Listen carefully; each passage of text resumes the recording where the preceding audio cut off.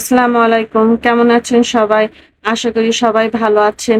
আজকে আমি নতুন রেসিপি নিয়ে এসেছি, বুটের ডাল দিয়ে হালুয়া রেসিপি। চলুন তাহলে শুরু করা যাক। ডালগুলো ৩ ঘন্টা ভিজিয়ে রাখার পর ভালো করে ধুয়ে পরিষ্কার করে নিয়েছি। এবার পাতিলে ডাল আর পরিমাণ মতো দুধ দিয়ে দিয়েছি।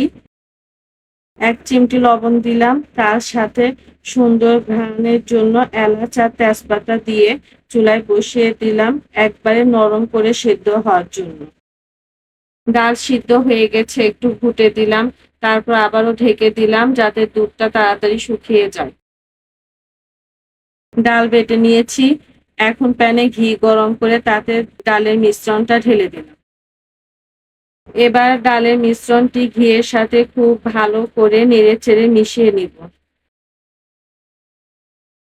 এবার মিষ্টির জন্য পরিমাণ মতো খেজুরের গুড় দিয়ে দিলাম। এখন হালুয়াটা ভালো করে নাড়াচাড়া করতে হবে যাতে প্যানের সাথে লেগে না যায়।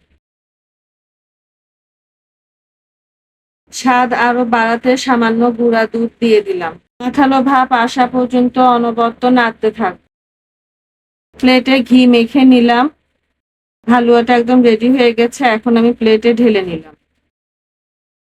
প্লেটে হালুয়া সমান করে বিছিয়ে নিয়ে বরফি আকারে কেটে নিলাম। তৈরি হয়ে গেল মজাদার বুটের ডালের হালুয়া। আশা করি রেসিপিটি আপনাদের ভালো লেগেছে। এরকম রেসিপি ভিডিও পেতে আমার চ্যানেলটি সাবস্ক্রাইব করুন এবং আমার পেজটি ফলো করুন। আল্লাহ হাফেজ।